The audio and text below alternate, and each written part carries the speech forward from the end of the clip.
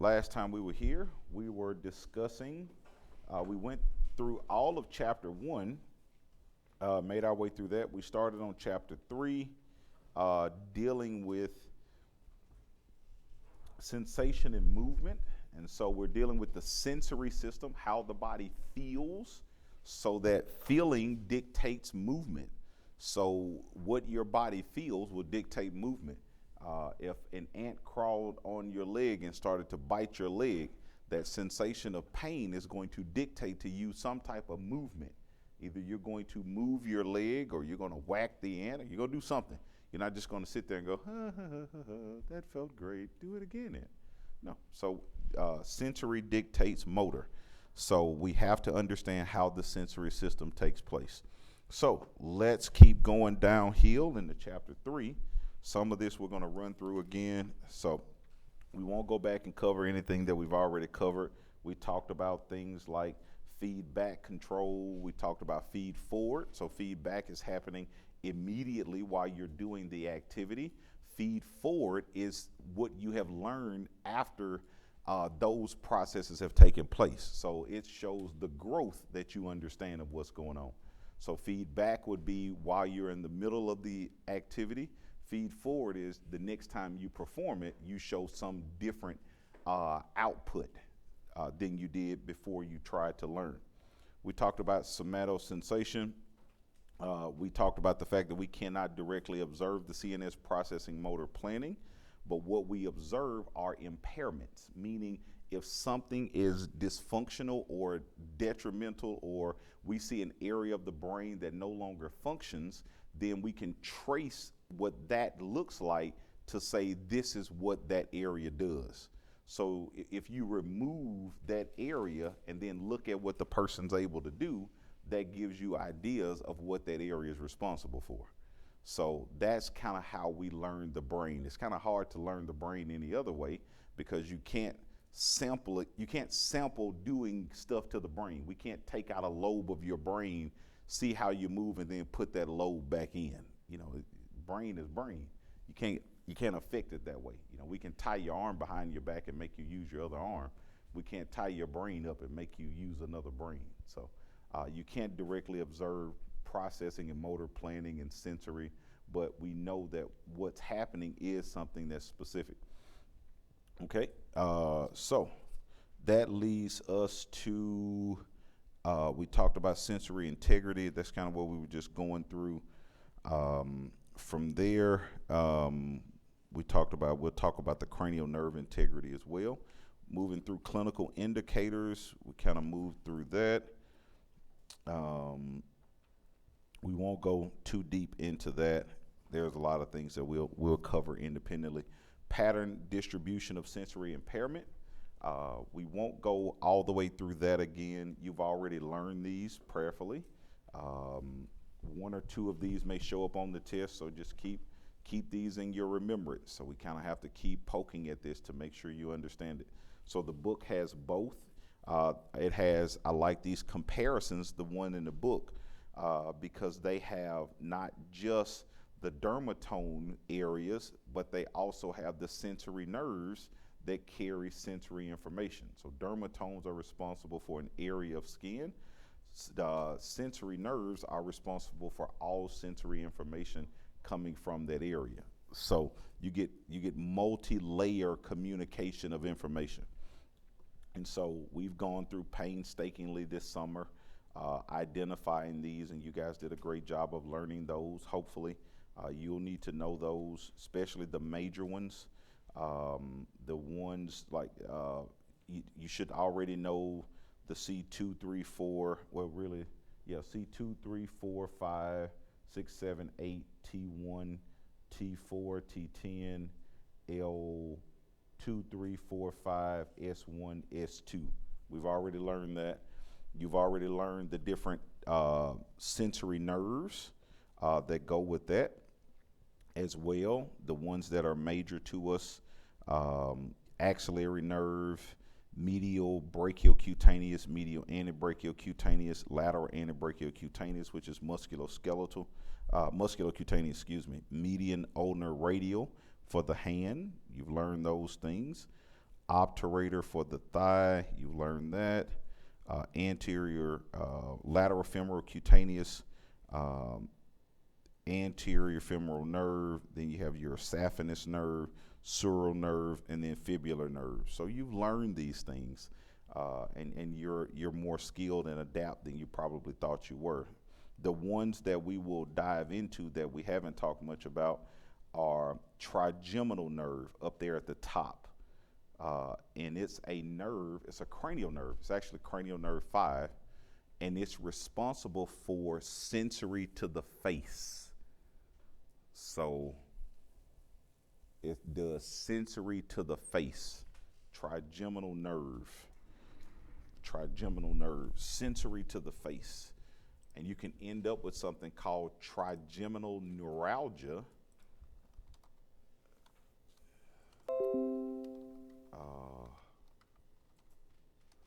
So let's show you kind of how much of the face it's responsible for when you're looking at it.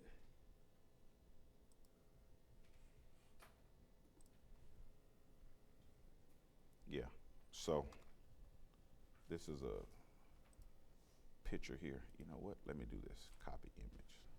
I can drop this in here and then that. Yeah.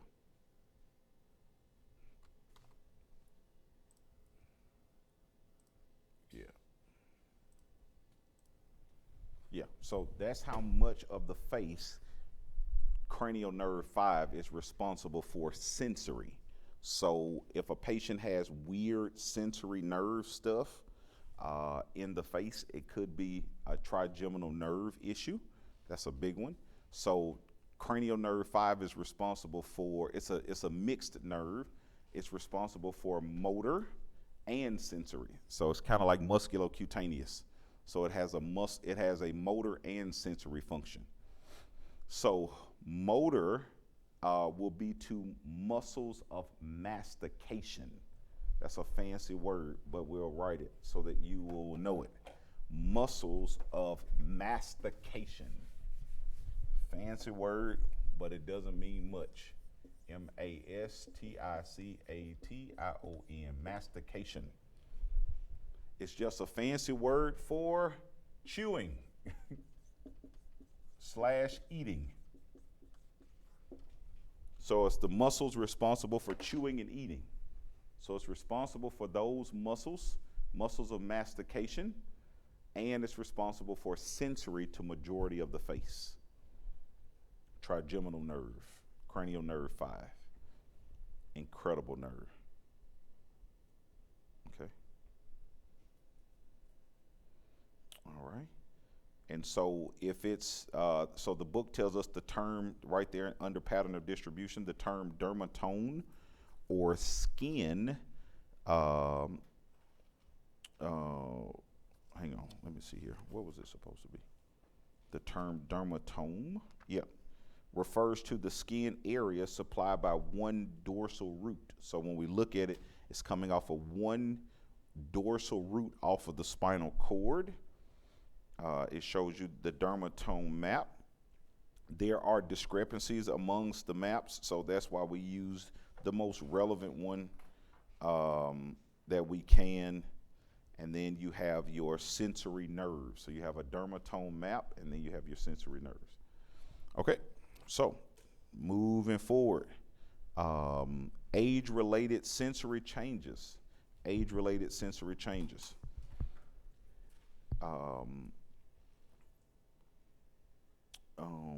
Oh yeah, I forgot about that. Hang on.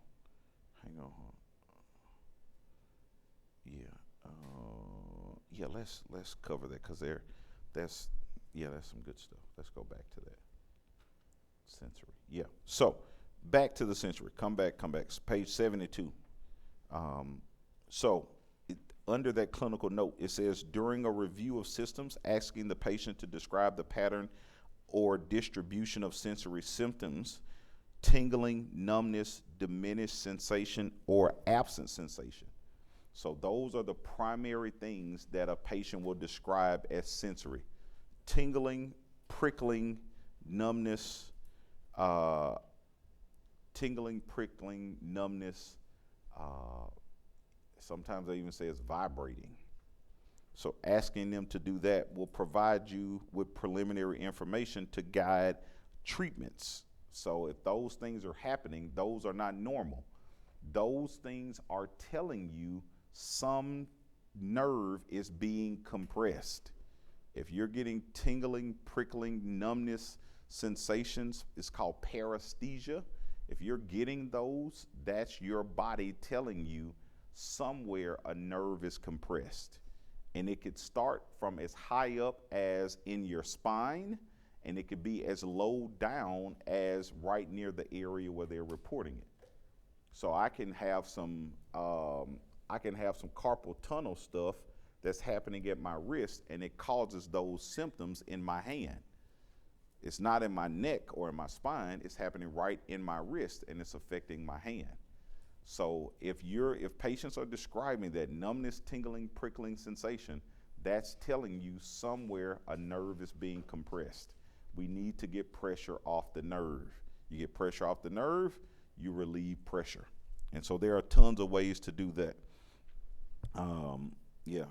It says, for an example, if a patient presents with complaints of numbness on the ulnar half of the ring finger, the little finger, and the ulnar side of the hand, the therapist would carefully address ulnar nerve. Somewhere ulnar nerve is being pinched. If you're getting numbness and tingling over here, loss of function of, abduction of the thumb, opposition. Opposition is an ulnar nerve issue. So if I'm losing those things, that's telling me somewhere ulnar nerve is being pinched. So that's what you want to think. Complaints of sensory disturbances on the palmar surface of the thumb and the distal dorsal aspect of the index, middle, and radial half of the ring finger tells you median nerve is being compressed. So that's why we have to learn those dermatome charts. So once I know these, then that tells me kind of what's being compressed. So that's why we have you learn that. It's not just for our posterity. It literally is to help you know if they're telling you that they're having these paresthesia-like symptoms, numbness, tingling, burning. Sometimes they'll report weird itching that they can't get rid of. That's a sensory nerve issue. But numbness, tingling, burning, prickling, those types of things that are abnormal, some nerve is being compressed somewhere. Other patterns of sensory loss may be associated with pathology, and some of these we'll learn. For example, peripheral neuropathy that's associated with diabetes is a sensory loss often seen in is often an early symptom and presents in a glove and stocking distribution, meaning it's going to affect feet and hands before it starts to affect the other parts of the body. So they'll start to get stocking glove syndrome. They'll say, I feel numb in my hands and in my feet. And we'll have to make sure we give differential diagnosis because that's just going to be sensory only. So let me say that. If it's diabetes, it's sensory only. If they're starting to get sensory dysfunctions, it's not even really, they may get mild sensory, but they're getting motor weakness distal to proximal. That's a different diagnosis altogether. That sounds like Guillain-Barré. So if it's a motor issue, it may be Guillain-Barré, distal to proximal, hands and feet, and not everywhere else. But if it's sensory, it could be peripheral neuropathy from diabetes. So that's what good differential diagnosis does, is it helps to figure out what's actually happening. If it's a motor issue or if it's just a sensory issue. And that's going to help you to determine what the diagnosis could be. Okay, it says, in contrast, MS presents with an unpredictable scattered pattern of sensory. And that is, they'll have patterns around their trunk. They may have blindness in one eye. MS it presents substantially different than anything else. We won't get into the spinal cord part. We'll talk about that later. Okay, so that's good information. So So the thing to take from that, cranial nerve 5, that's the only one we added. Sensory to the face, trigeminal nerve, provides sensory to the face, and it provides motor to muscles of mastication. So sensory to the face, motor to muscles of mastication. And then what happens if I have a sensory deficit? So those symptoms that a patient report: numbness, tingling, prickling, burning, itching. It's called paresthesia. We'll get to that. That's usually a sign that a nerve is being compressed somewhere. Nerve compression is going to tell you something is wrong. Okay, so diving into age-related. Here we go. It says alteration in sensory function occurs with normal aging and should be differentiated from those associated with disease or pathology.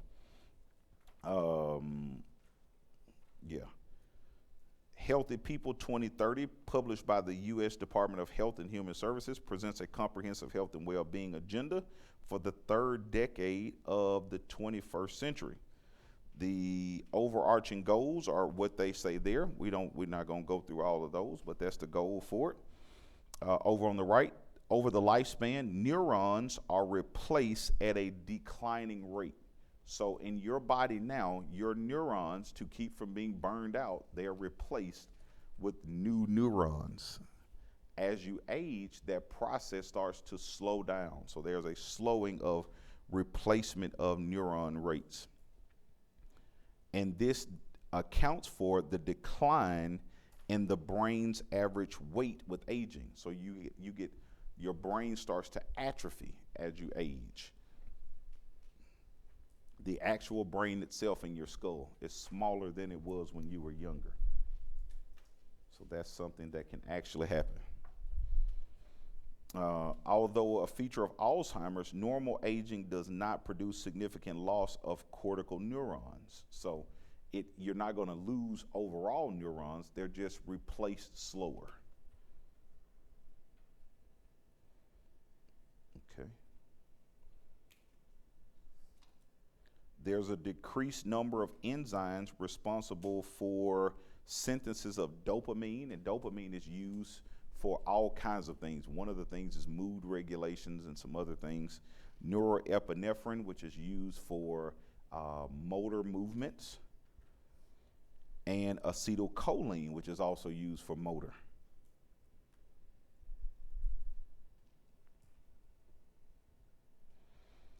Electrophysiological studies identified a gradual reduction in conduction velocity of sensory nerves, meaning your sensory system doesn't communicate as fast. Something sensory goes on, you don't detect it as fast as you did. So you're more susceptible to problems. So when you put your hand on a hot stove as a young person, hot, hot, hot, hot, you're blowing your hand. You get it quickly. As an elderly person, as you're aging, older age, not like people in my 40s, my hand still moves quick. You're in your 70s or 80s, it doesn't move as fast. You don't have that immediate sensory. So you have more damage from issues that's happening to the system. I'm trying to get the stuff that's vital.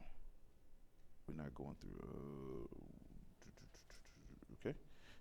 Down at the bottom, degeneration in myelin has been also documented. Remember, myelin is what coats the nerves and allow for faster communication. So they jump between nodes of Ranvier between the myelin sheets, which makes communication faster. So if we have less myelin, we have slower communication. So that's an issue that we see as well. Okay. And then over on the right-hand side, right above the clinical note, although not an exhaustive list, other documented changes include altered postural stability and control, diminished response to tactile, meaning touch, stimuli, reduced vibratory and proprioception acuity. Vibratory, you can feel things shaking, which is a good thing. You want to know something is shaking or something is moving. They have reduced that. And then proprioception, we'll talk about that. Decreased temperature thresholds and decrease 2-point discrimination. And I know right now you're saying we don't know what any of this crap is, but I promise you before we get through with this chapter, we will. Okay, so, all right, so jumping over from there, we are moving into assessments or working with actual individuals. So preliminary considerations, we're kind of jumping through that. And it's talking about, we're going to go through it, but it's talking about assessing different areas of the body. So it's going to be important that you know how to assess things dealing with your patients. So you may be asked to check these, or PT may have done an eval, and then the status may have changed, or the status is what it was, and you still need to know how to assess these to know what's going on with the patient. So arousal, attention, orientation, cognition. These are big ones. We assess these all the time. It says a first step is to determine arousal level. And this is not in the sense of sexual, so don't get your mind that direction. Arousal as in, are you awake and alert? So that's, I've had a student ask me that. Do you mean we're dealing with, no, heck no. We don't deal with that stuff. We deal with awake and alert. That's, in therapeutic terms, that's arousal, awake and alert. So the terms that deal with alertness, awake and alert, are alert is the highest level, then lethargic, obtunded, stupor, and then coma. So those are the 5 levels of arousal states a patient can be found. And so we have to have abilities to assess which state a patient is in. If they're alert, that means they're awake and attentive with normal level stimulation. That's what you are right now. You are alert. You are here, your brains are on, you're focused, you're taking notes, you're writing, you're alert. Down from that, lethargic. That's drowsy and falling asleep if not stimulated. So if you ever been in a state where you were kind of tired and someone was trying to have a conversation, you're like, I'm just tired. Let me just go back to bed. I promise you I'll be better in a few minutes. Just let me go back. You hear your alarm in the morning, you set it to go off early, you were going to get up and do something early, and you just like, I just don't feel it. You go back to sleep.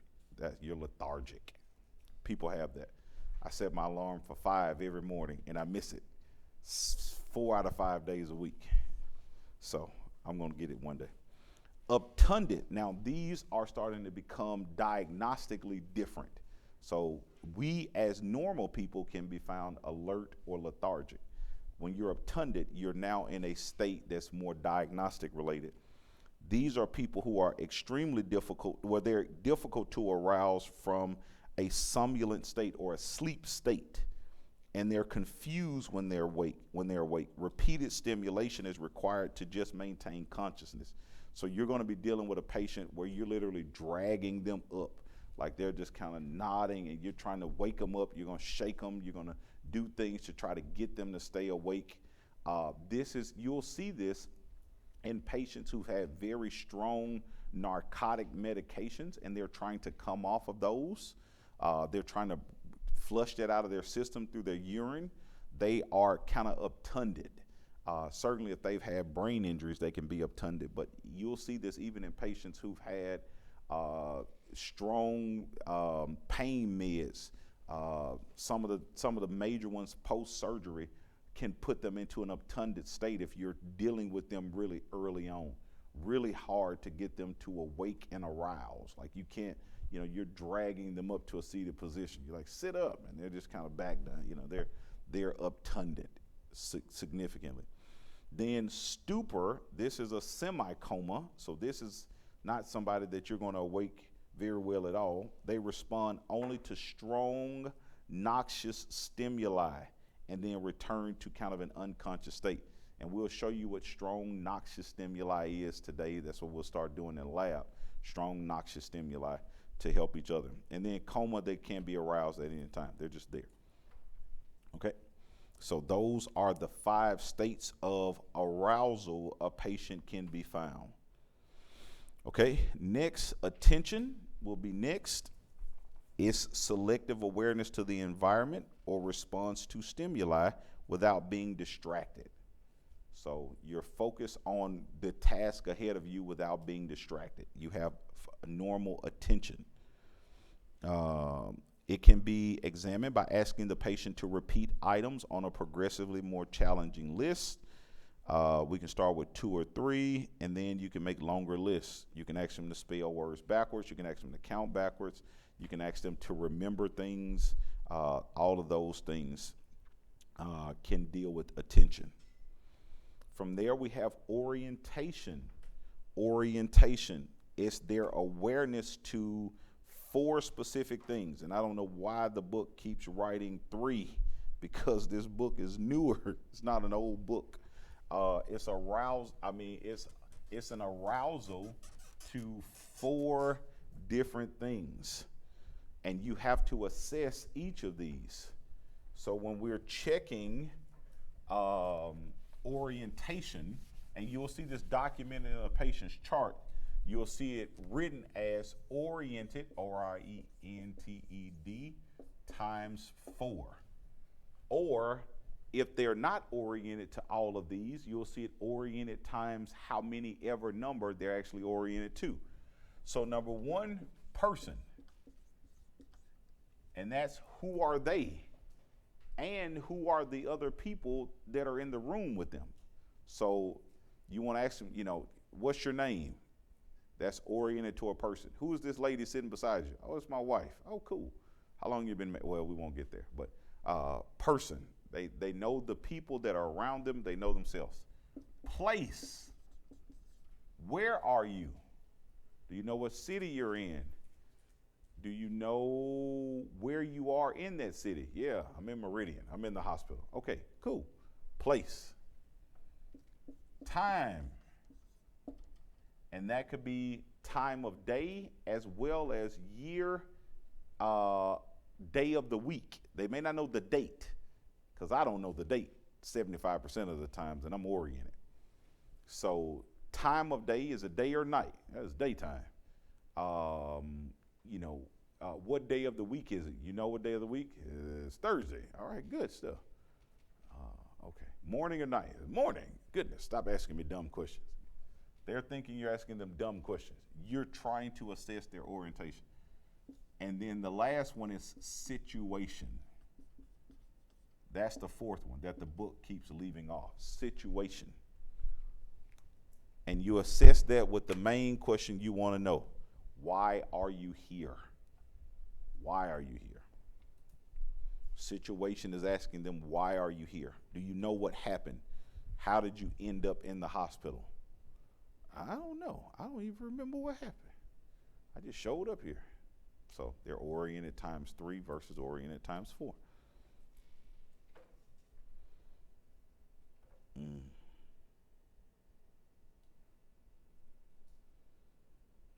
Okay.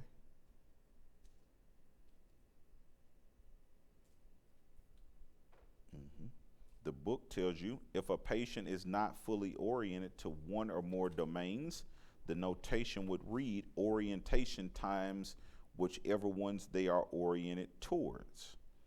So if they're oriented times just person and time, it's oriented times 2. And then you would just write person time. And then you can put in parentheses, not oriented towards place and situation. But you do want people to know. Box 3.2 gives some sample questions. It's always good. I'm not going to ask you to memorize those by any stretch, but they are good ways of thinking about assessing that. Next, cognition. Knowing, awareness, and judgment. When you think of cognition, 3 words go with it. My knowing, my awareness, my judgment.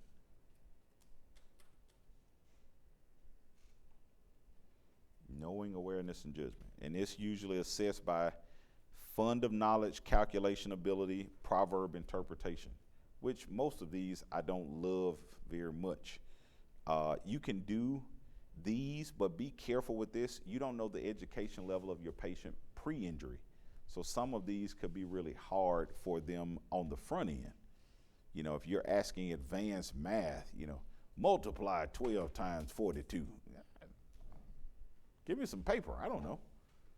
Don't do that. If you're going to use math, basic stuff, 2 plus 2 is what? Give them some basic things that you know that they can do. If you're looking at fund of knowledge, that's what it asks down there, some sample questions. They give you specific things that they will ask. You can actually, sometimes the patient know this, sometimes they don't. Some people may not know what's more, a gallon or a liter. They don't know. They just buy milk. I buy it in the big jug. I don't know. Who cares? I just buy milk. So that's not a fair one. What country is the Great Pyramid? Anybody? It's in Egypt, yeah. What continent? Africa. It's in Africa. See, look at that. See, they will say you're not oriented. You have poor cognition. See that? So you got to be careful with these. Can you name a car made by General Motors? See, look at that. Yeah, so General Motors is the name for all cars made under the GM name. There's a lot of them. So Chevrolet is under that heading. Cadillac is under that heading. What else? Pontiac used to be. They stopped making those. Buick is under that heading. Am I missing one? Oldsmobile used to be under that heading. I think they still make Oldsmobile, don't they? No, they don't. They stopped making Oldsmobile. So it's a group of brand of cars under one umbrella of General Motors. That's why they're called General Motors. GMC is under there as well. GMC, Chevrolet, all of those. They used to be under one big umbrella. See? Not fair to some people. So that's why you got to be careful with that. And certainly with proverb interpretation, some folks who aren't, people who live in glass houses should not throw stones. What does that mean? See? Yeah. A stitch in time saves 9. I don't know. Yeah. See, I don't use it. Yeah. Typically, it means that you have to be careful with being critical of other people because your situation is very similar to theirs and you may not know it. You just may not be observant of your own dysfunction. So that's what that, don't throw stones if you live in a glass house.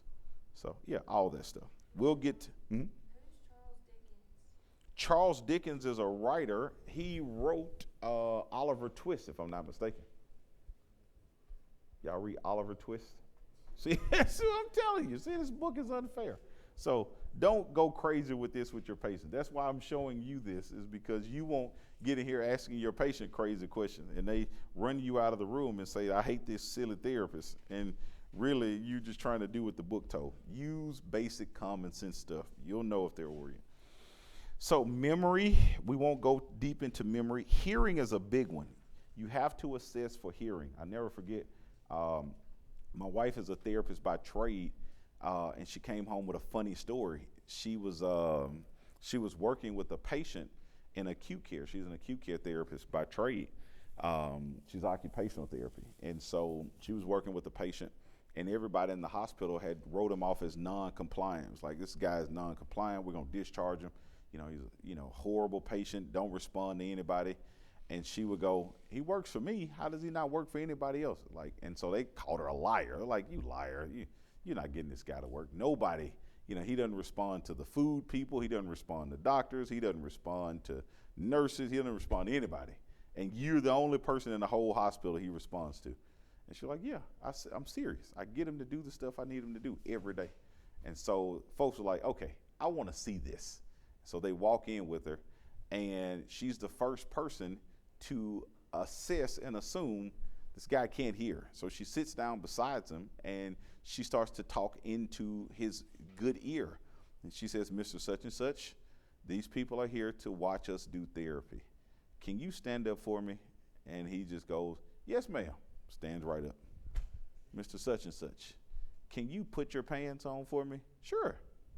Puts his trousers on. And they're just standing there, jaws on the ground. And the reason why she was effective is not because she's brilliant. She was the only one that stopped to think, maybe the guy can't hear. And you should assess that before you assume that everybody is non-compliant. So some people will have hearing loss. I had it for a day or two. I lost hearing in my left ear. All I could hear was muffled sounds in this ear. It was a nuisance. I was like, oh man, this is weird. This is the weirdest feeling I'd ever had in my life. And so I will never forget that. So always assess if a patient can hear. It says, observing their response to conversation can provide assessment of hearing. If a patient at baseline uses an auditory assistive device, if they're using hearing aids, be sure that you put them in before you start working with them. So ask the family. That's your job. Hey, did Mr. Joe wear hearing aids at home? Mm-hmm. Can you please bring those to the hospital so he'll understand what we're doing? Sure. It says, note should be made of how alterations in voice and tone influence hearing.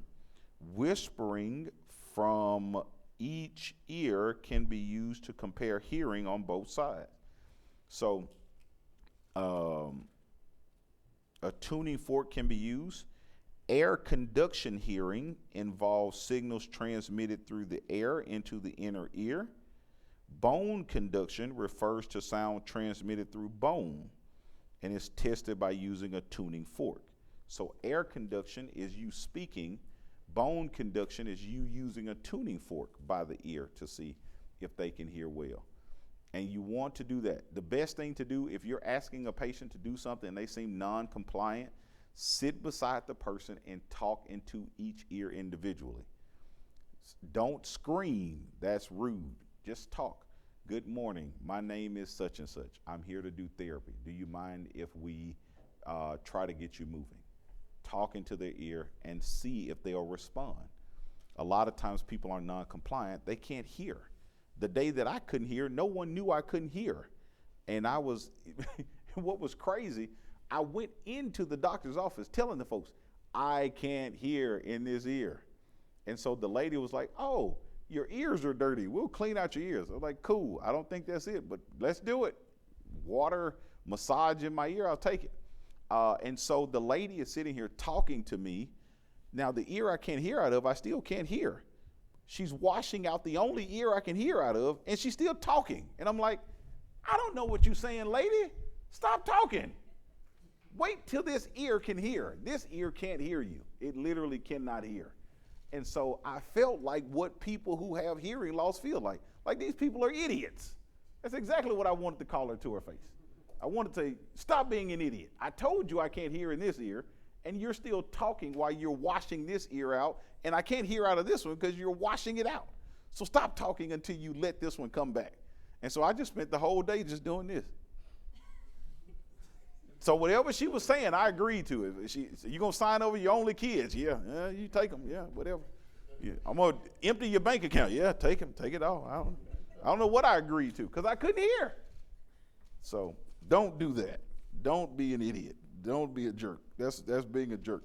You're just going to push your conversation through. No. Wash my ear out and be happy. All right, so it's crazy stuff. I have crazy stories. I think God allows me to go through crazy stuff so I can tell y'all this, so y'all can be better with patient care. I really do. I think my life is used for patient care stories. All right, so we'll get to memory and vision in another chapter. So that's why I'm skipping those two right now. We'll get to those. All right, classification of the sensory system. That's what we kind of want to start getting into. It says several different schemes have been proposed for categorizing the sensory system. Among those are the type or location of receptors and then the pathways which they travel. So that's what we'll start getting into today. The receptors that pick up information, the pathways on how they communicate information. So it says sensory receptors, the things that pick up sensory from the periphery and tries to bring it to the brain, those are the receptors. They're located at the distal end of the afferent nerve fiber. Remember, afferent means information is communicated from the body to the brain. The distal end of the afferent is either on the skin or in the muscles or in places that are distal to the spine. distal to the spine and the brain. They're picking up all of that information. Those sensory receptors are there, and then it brings information from there into the spinal cord and then ultimately to the brain. So it's at the distal end of an afferent nerve fiber. Once stimulated, they give rise to perception. Highlight that word, perception. When something is perceived, that means it's made known to you.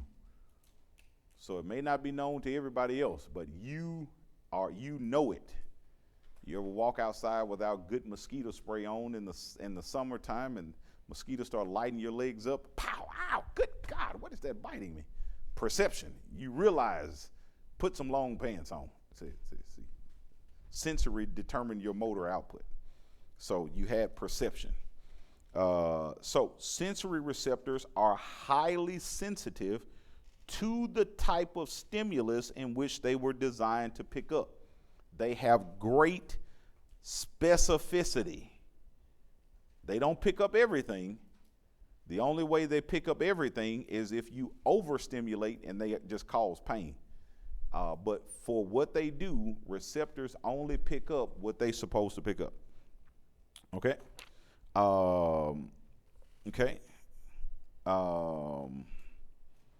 So jumping down on page 78,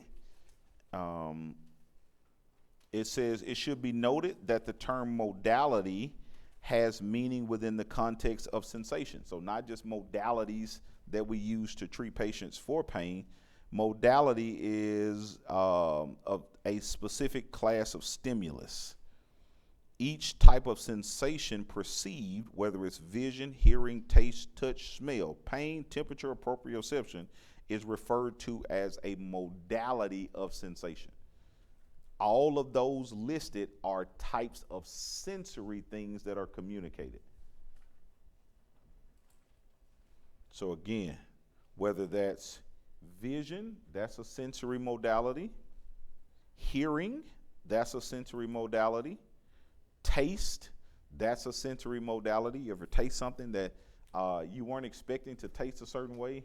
Like it was, if you ever drank milk and not knew it was sour, get that taste. Oh God, this is the worst taste on earth. See, sensory. Your brain sensed that. Touch is a sensory modality. Smell is a sensory modality. Pain, temperature, proprioception. All of those are sensory things. The three division of sensory receptors include those that mediate, number one, superficial, means close to the surface of the body. So they're going to mediate superficial, close to the surface of the body. They're going to be things that are near your skin or just right under the skin. There are sensory things for that. Then we have deep sensory. They're going to be near your joints and in the deep structures of your body. They sense things in that area. And then finally, number three, combined cortical, which is going to be a blend of superficial and deep. Combined cortical.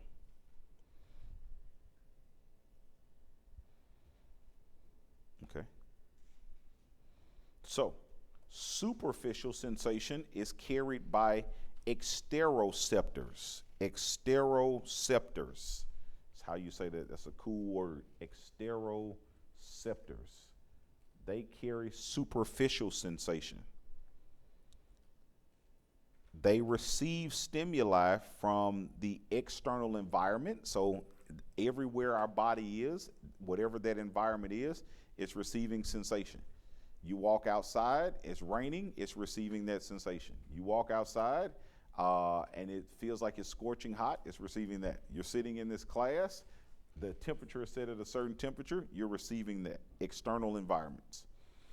Via the skin and subcutaneous tissue. So again, remember, if they're superficial, they're right near the skin or right near the surface. They're responsible for sensations dealing with pain, temperature, light touch, and pressure. So exteroreceptors carry information for pain, temperature, light touch, pressure.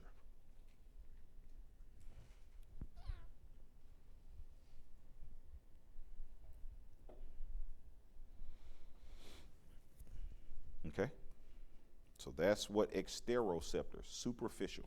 Pain, temperature, light touch, pressure. So know those four for sure. You'll see those testable. Know what type of receptor picks up superficial, exteroceptors. You'll see that. For deep sensation, proprioceptors carry information. They're the things inside of your body that help you know where your body is in space. This is how you don't fall over or hurt yourself or bump into stuff, whether you can see things or not. You get up and you walk down a low-lit hallway, or you're walking in low-light areas in outside or inside, or you're walking without paying attention. You know where your body is in space. You can reach for stuff without having to put your eyes on it specifically all the time. Proprioceptors. They're in muscles, tendons, ligaments, joints, and fascia. All deep stuff, not stuff you can touch superficially. You can, but you have to get through a lot of layers. They provide awareness of the joint at rest and during movement. At rest is proprioception. When it's moving, it's called kinesthesia. So if I had you close your eyes and I had you lift your left arm to a height, and then I tell you to match it with your right arm, that's kinesthesia. Now, if you had your left one high and your right one way down here at the bottom, something's going on with your body. We need to check you out. You have something going on awkward. You have poor kinesthesia. And then it also picks up vibration. You know, vibration doesn't seem like it's a big deal, but it really is. You need to know when something's shaking and moving, and vibration is the way things are communicated to your body. Okay, and then combined cortical, again, it's a blend of those. We won't get into that yet because it's going to make sense once we get there. Pathways, we're going to get into those later as well. We'll jump over to type of sensory receptors. So type of sensory receptors. So that's a good place for 5. Let's take 5, it's 9:20. We'll come back around 9:27. Give you some time to stretch your brain and go do what you need to do.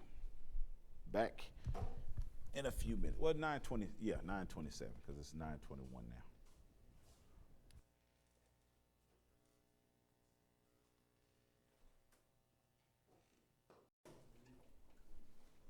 So far, so good. Okay, I'll take it. Either I'm describing this well or you're just really bored. Either way, we'll keep rolling. I'll take that. I owe you for that one. All right, so type of sensory receptors. These are the things that's pulling in information. This is more detailed information about exteroreceptors or proprioceptors. These are the things that's responsible for specifics. So exteroreceptors, and proprioceptors are the class, and then underneath the class, the subheadings, these are the titles of things that pull in information. So it says sensory receptors are divided according to their design and the type of stimulus they respond to. They include, number 1, mechanoreceptors. They respond to mechanical deformation of the receptor in the area. So that's going to be pressure. So they are the ones that feel pressure, like superficial pressure. Something is pressing against you, you tend to move. That's how you know to move. Your mechanoreceptors are being stimulated. So pressure, it's deforming of the receptor. It's receiving mechanical information. 2, deep sensory receptors. These are found within your muscle, tendons, fascia, ligaments, and your joint capsules. So they're telling you something's going on in those areas. They're the ones that's sending information about those systems to your brain to let you know something's going on sensory-wise. Deep bruises or things like that, they're picked up by deep sensory receptors. Thermoreceptors responds to change in temperature. That's why some of you may bring jackets or coats, or you put on certain clothing. You have thermoreceptors that respond to temperature. Nociceptors are responding to pain, and they receive pain. So anytime you have pain, it's from a nociceptor. It's being stimulated. It's telling you something wrong. Fix me now. Photic receptors respond to light. They're the things that's picking up light. And then chemoreceptors respond to substances responsible for taste, smell, oxygen level, arterial blood, and carbon dioxide.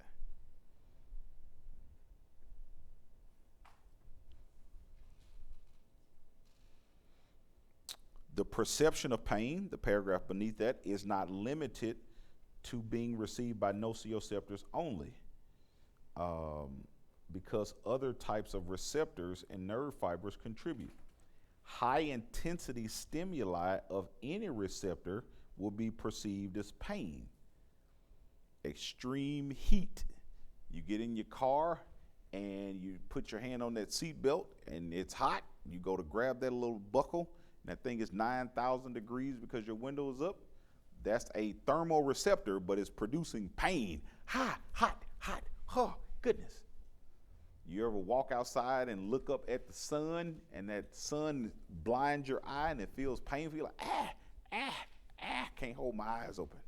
Photic receptors, but they receive pain. So extensive amount of any receptor is going to cause it to respond with pain.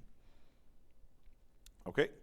Then we have classification of receptors. I'm not going to have you learn all of these. That's ridiculous. It's too much of this stuff to try to learn. We'll do a couple of these because they're relevant. So cutaneous receptors, meaning they're superficial. These are going to be the things picking up superficial information. They're picking up, these are the specific exteroceptors that pick up information. One, free nerve endings, and they're found all throughout the body. They pick up pain, temperature, touch, pressure, tickle, itch, sensation. Not very much a free nerve ending doesn't pick up. It is a receptor. Pain, touch, temperature, tickle, itch, sensation.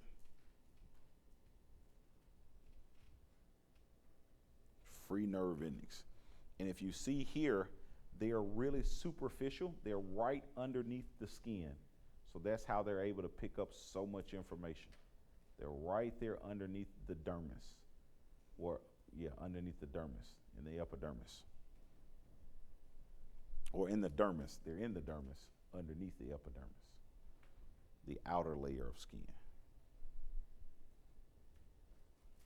Okay, so free nerve endings. They pick up a lot of cool information. Okay.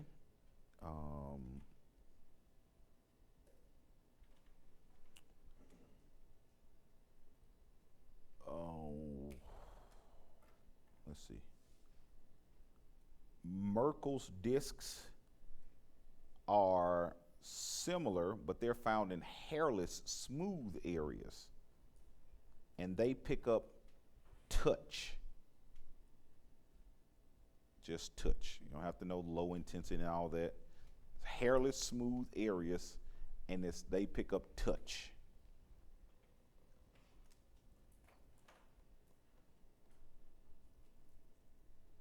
Hairless, smooth areas. Palms, bottom of your feet. Hairless, smooth areas.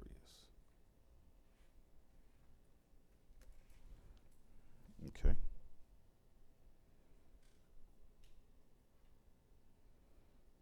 Okay. Okay. Ruffini endings are sensitive to tension or stretch. We call that deformation.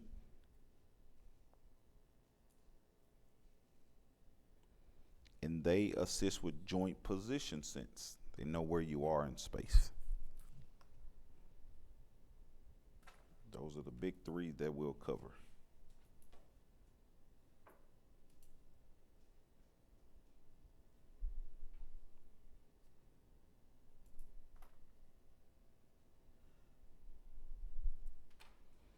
Okay. Next, for the deep ones, we have some that are a little bit different. Let's see here. Let me see if we can't. One of these is the one I want to show.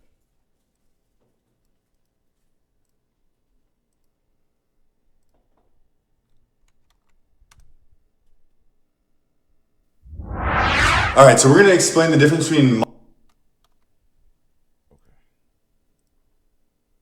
muscle spindles and Golgi tendon organs in 5 minutes or less. So here we go. Muscle spindles, really important, guys. These are little muscle fibers within the actual contractile fibers of the muscle. So we're actually going to show you here too. If these are the contractile fibers of the muscle, this is actin and myosin. They overlap, they shorten. Within that muscle are these hidden secret white fibers. So these white fibers, these are our muscle spindles. They're hidden within the contractile fibers. So these are what we call intrafusal. They're within the rest of the fibers, and they're sensory. So these are the sensory intrafusal muscle spindle fibers. So what do? Great question. All right, so muscle spindles, really important, guys. Muscle spindles sense muscle stretch. So if a muscle is stretching, that's going to send a signal from the muscle spindle. So see this blue right here? That's that sensory muscle spindle right within that muscle belly. So that's that intrafusal fiber. It's sending a signal through a nerve to the spinal cord, and then it's going to communicate back to the rest of the fibers. So we're communicating from the muscle spindle to the muscle fibers of the same muscle. What it's going to do is it's going to sense a muscle stretch, and then it's going to tell the muscle to activate. So this is facilitating a muscle action. So we're sensing a stretch. So for example, in a baseball pitch, if you're stretching the front of your shoulder as you're laying back into the pitch, it's going to contract the muscle. So it's going to sense that stretch and cause a muscle contraction. So that's the muscle spindle. Now we're going to go into the Golgi tendon organ. This is a little bit different. So the Golgi tendon organ is going to be within the tendon. So we have muscle fibers, and then on either side of those muscle fibers is the tendon that connects the muscle to the bone. So within that muscle, or within that tendon right here, is the Golgi tendon organ. We're just representing it as a black dot. There's thousands of them within tendons, but we're just representing it as one dot there. So that Golgi tendon organ is going to sense muscle tension or muscle stretch. So it's sensing if the tendon is stretching out. So really important here, guys, like if a muscle is activating a lot, the tendon is what's going to stretch. So say you're doing a max back squat and you have your 1 rep max on the bar and your muscle is really activating hard. That now is sensing that's causing the tendon to stretch. The Golgi tendon organ is what's going to sense that stretch of the tendon, and it's going to try to protect the muscle. So if you're really, really contracting that muscle hard, it's going to tell that muscle to turn off a little bit. It's going to inhibit. So it's going to cause muscle inhibition. It's going to tell that muscle, calm down, don't activate quite as much, and that's going to put a little bit of a less force through the tendon, less stretch through the tendon. So just to recap, guys, muscle spindles sense muscle stretch. So it's that intrafusal fiber, it's sensing that the muscle is stretching, and it's causing a muscle contraction. Golgi tendon organs are doing the opposite. They're sensing that the muscle is activating really hard, and they're telling the muscle to relax. So they're sensing that activation, and they're causing inhibition. All right, guys, so I hope that helps. If you have any questions,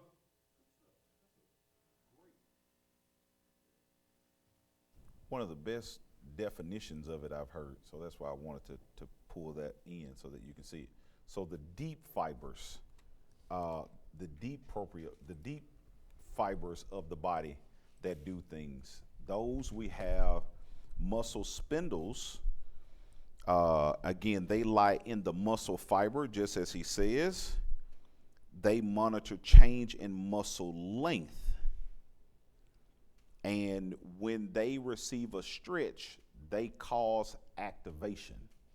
So they sense stretch from the muscle, cause activation.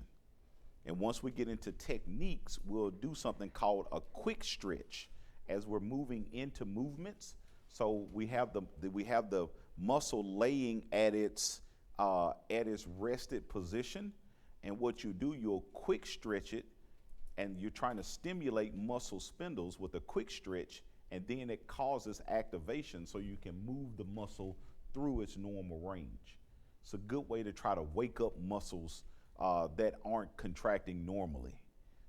If you're dealing with patients who have weaknesses or things like that. So you're trying to get a quick stretch so that it causes muscle activation. Whereas Golgi tendon organs are opposite. They're going to be in the tendons, and they feel a muscle overworking, and instead of telling it to contract more, they tell it to turn off. Inhibition. So we'll use a technique called hold, relax, or contract, relax. You probably saw that in clinical. You ever see somebody was maybe stretching somebody's hamstring, and they say, all right, push into my shoulder, and they have them push, and they're pushing. They go, relax, and now they go further. So you may have seen that clinically. That's using that concept of Golgi tendon. So we're stimulating, we're using that tension on the tendon, contracting the muscle, and then contracting it for enough time will make it, force it into inhibition or turn it off. Inhibition is just a fancy word for turning the muscle off. It causes it to relax so that you can stretch it or move forward into a range. So two different concepts of how we stimulate, or we use the concepts that deal with this that goes with what we're using these for. So Golgi tendon organs, muscle spindles. So muscle spindles are in the muscle fibers. Again, they sense muscle stretch, and they cause activation or they cause contraction. Whereas Golgi tendon organs are located in the tendinous insertion. They monitor tension in the muscle, and they produce inhibition.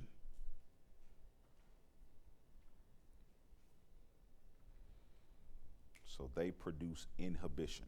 And they do that by turning off the contracting muscle and turning on the antagonist, the muscle on the opposite side of the joint. That's how it causes relaxation.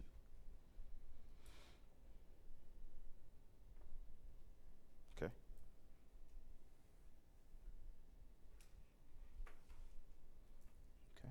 Okay. Good stuff. We're good there? Make sense? Good stuff. Some good description. See? If I find good stuff, I want you to hear. Okay, so how is information transmitted from my body? So it's afferent. It's coming from my body up to my brain, whether it's being picked up by exteroceptor or whether it's being picked up by proprioceptor. How do I get it from my body to my brain? Those are done through pathways, and we kind of learned a little bit of this in the summer. So you kind of have a leg up on some of this and didn't even know it. You were learning neuroscience this summer and didn't even know it. So it says somatosensation or sensory, somatosensation, body sensation, information enters the spinal cord through the dorsal root. Remember we talked about that this summer.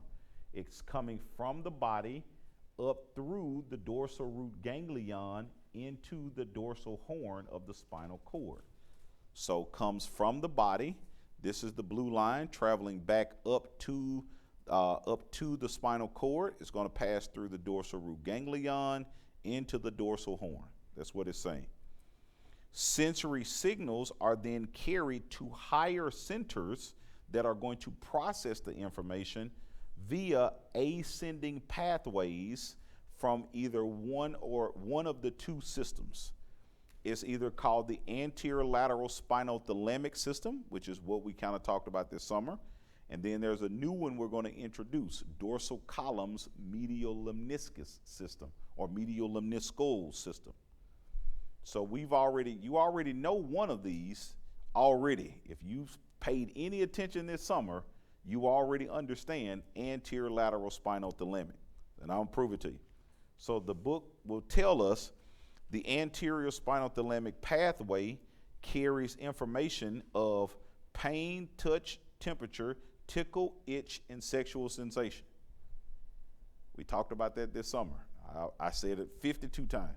Pain, touch, temperature, tickle, itch. The only one we add is sexual sensation because we weren't doing any of that this summer. There was no modality I had that was going to work on that. So there was no point in even talking about it. You got the point, yeah. We don't fix that. Not my skill set. Now, you are going to learn about pelvic health this fall with Miss Jonna. So you're going to learn how to fix that, but that was out of my lane. So I stay out of where I don't know. So now you just add one more thing to what you knew. You already knew pain, touch, temperature, tickle, and itch. Now you just add the extra one, sexual sensation. So those are the things that anterior lateral spinal thalamic carry. A whole lot of sensory stuff. Okay? It's activated by mechanoreceptors, thermoreceptors, and nociceptors. And it uses small diameter afferent fibers. What are small diameter afferent myelinated fibers called? Yes! Praise God. Somebody is either paying attention or was listening this summer. So it uses A delta. When we start talking about it, they're small, let me get my S, my M. They're small, myelinated fibers that carry information. And they also are mediated by slow-moving, unmyelinated fibers. What would those be? C fibers. See, look at that. I told you y'all are brilliant. You didn't even know how smart you were. So these are going to be small, unmyelinated. So they're using both A delta and C fibers for communication using anterior lateral spinal thalamic tract. It says after originating in the dorsal root, so it's now in the dorsal root. So it comes through the dorsal root ganglion, and now it's in the dorsal horn of the spinal cord. So after it gets there, the fibers will then, let's see here. I want to make sure we're getting this right. The book kind of leaves some stuff out. So let's do it this way. So there are 3 orders of neuron that we learned this summer, and this is the way you really want to teach this well so that it makes sense. First order neuron picks it up from the sensory receptor either in the skin or in the body, wherever it's being informed. So whether that's the skin or whether that's wherever it is, it's picking it up either from a free nerve ending, a Meissner corpuscle or Ruffini ending. Is picking that information up from there. That's the dorsal end of the afferent nerve. It then sends it then via a communicating structure. So now we need to get it to either a dermatome or an afferent nerve itself. So the information picks it up. So let's take pain. Let's do that. Let's do pain. I hate to do pain, but pain is something we all recognize and remember easily. Okay, so who's had pain recently? There we go. Where'd you have pain, sir? Pain in your ankle. What happened? Sprained ankle while running. So he's off, twisting. Oh, good God. Oh. Okay, so he's stimulating a nociceptor in the ankle. So we say ankle nociceptor. So that's what he stimulated. As soon as he stepped down on that ankle, inversion sprain. Pow! Oh, God, no! So it stimulated the nociceptor in his ankle. We'll say it was coming from a free nerve ending. Okay, free nerve ending. Pick that information up. Pain, ouch. Now it's going to translate that to either a dermatome or a sensory nerve. And it all depends on whichever one picks it up the fastest. So it's got to get it to a nerve because we got to get this information to the spinal cord to know what to do. Because what he's not going to keep doing if he wants to still be able to walk later is keep running on that bad ankle.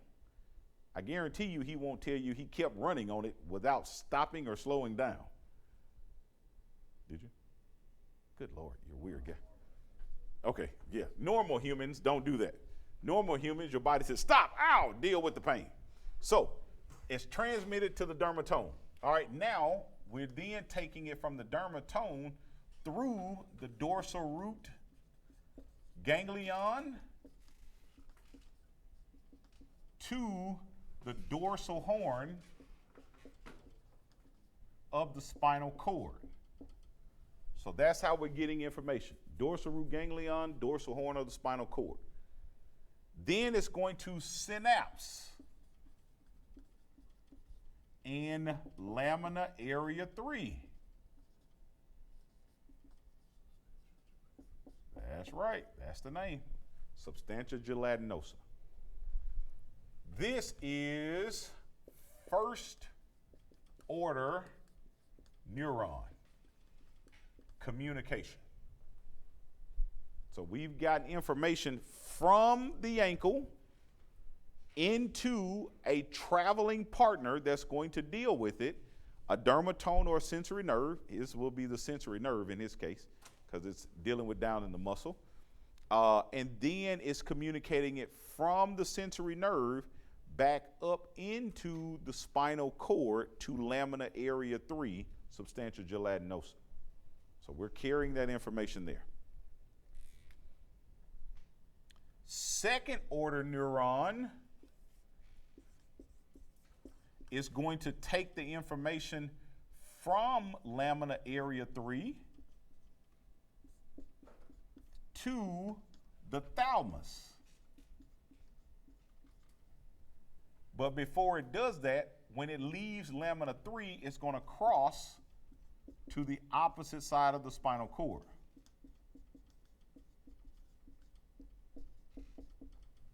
So it's crossing to the opposite side.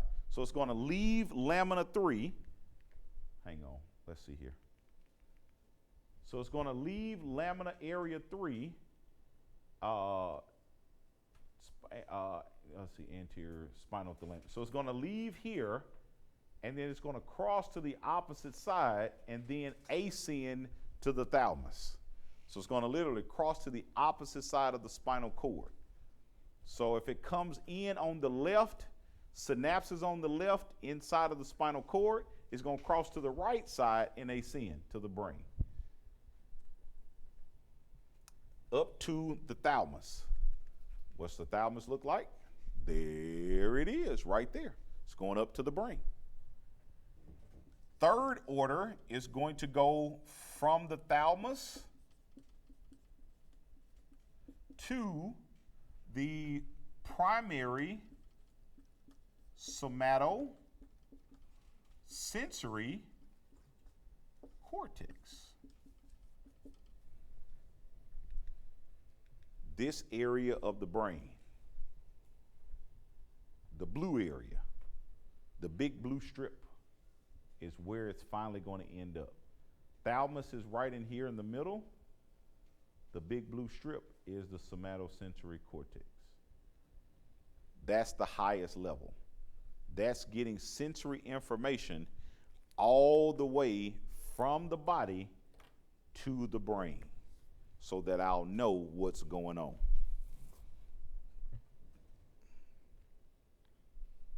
And that's whether I'm dealing with pain, touch, temperature, tickle, itch, or sexual sensation.